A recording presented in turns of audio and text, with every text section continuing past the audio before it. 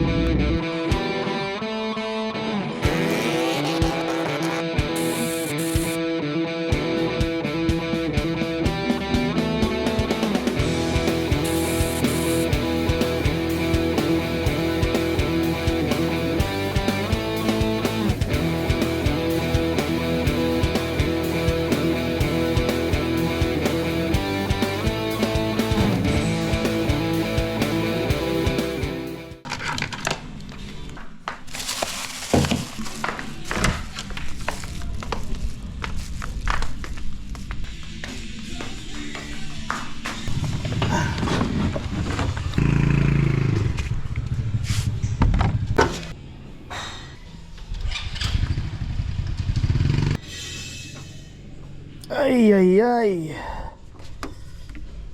Good morning mga pards. Naaalala nyo ba to?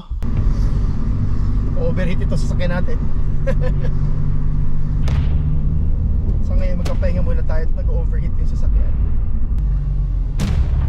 Ay, puta.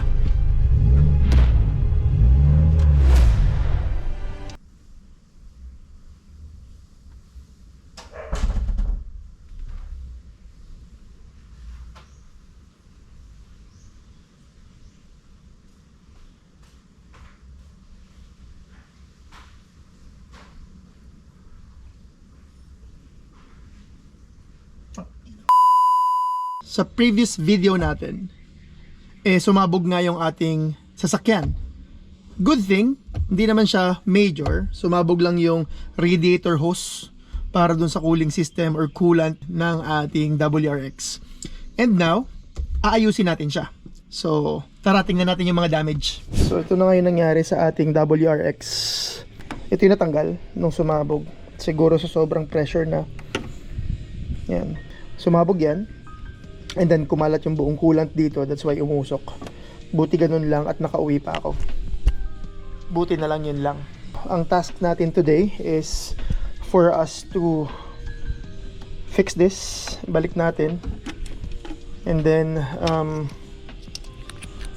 observe natin kung ano yung mga nagiging cost ng pag-overheat. Well, basically mapaandar. At siguro madala na rin natin sa talyer para mapakita natin sa mga expert.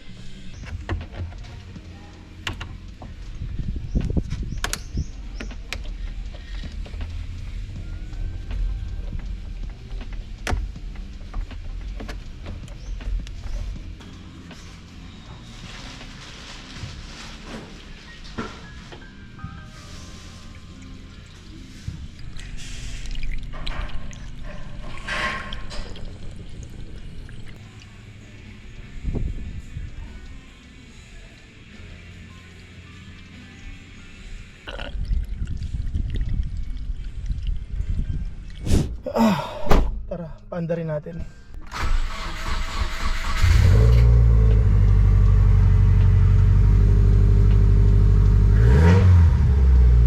So mga parts, running naman siya. Kailangan lang natin obserbahan yung temperature. Pag umikot na yung coolant, check din natin yung damage katulad nung damage nung belt kanina. And then, let's see, obserbahan muna natin kung ano pang mga naging problema during pag-overheat or pagsabog nito nung nakaraan.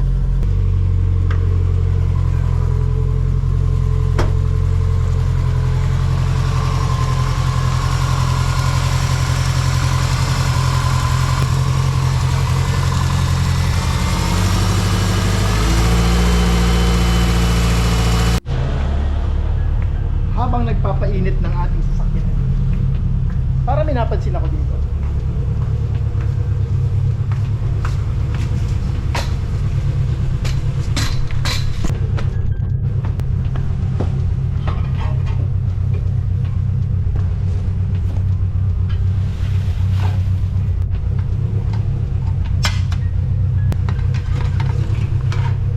So yun, maglagay tayo ng pampapogi. So mga parts, lumipat Lumipas na ang I think 15 minutes na naka-idle yung ating WRX. So far, normal temp naman. Buti naman, okay lang yung WRX natin.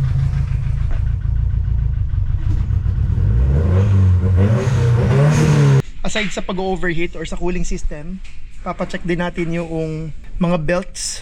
I think kailangan na rin siyang palitan. Pero nung natanggal kasi yung main hose ng radiator, sumabit yata dun sa mga belts. That's why may mga naputol or parang nagdiskaril ng konti. But nevertheless, gumagana pa din naman siya. Umaandar naman yung sasakyan. Pero mas mabuti ng sigurado at para mas kampante tayo during rides. Mahirap na ang ganun. Buti na lang nangyari yon. Nasa bahay na tayo.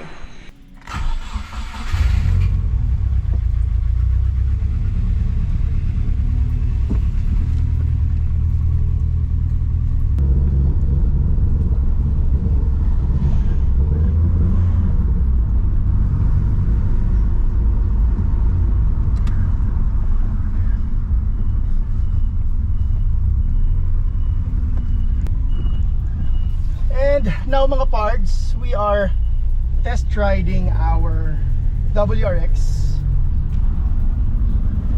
Siguro mainit pa, pero may mga lag ng konti. Pero nakakakaba. Umaandar naman, pero maybe paranoid lang ako. Pero obserbahan natin. Matagal din itong hindi umandar. Wala nung may nangyari ditong kakaiba, mga 1 month din natin hindi nagamit. Ngayon lang na orasan ulit ayusin yung hose at lagyan ng kulang. But let's see, obserbahan natin.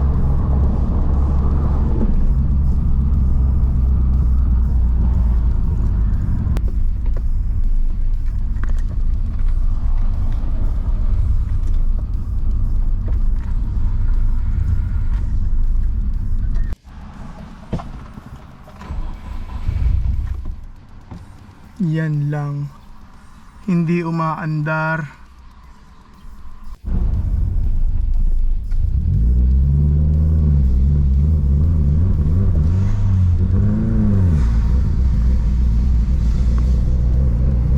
Balik na tayo mga parts.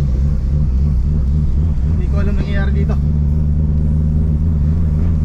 Makauwi lang. Makauwi lang. O, patay na naman. Makauwi lang po.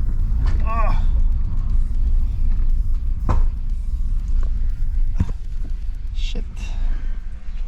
Palyado. Hindi siya reliable. Mahirap to.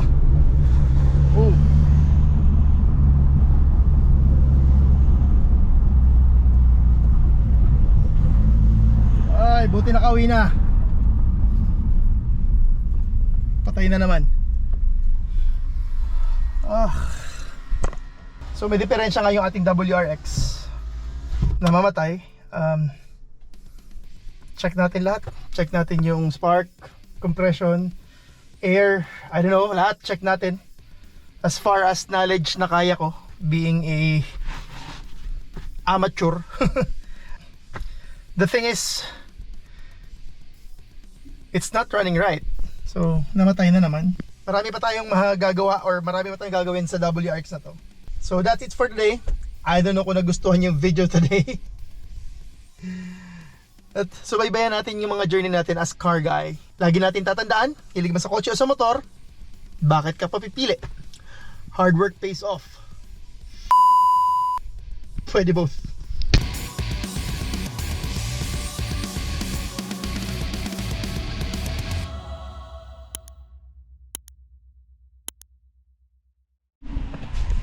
And mga pards, since still we are running on a stock seat, asikasuhin na natin to.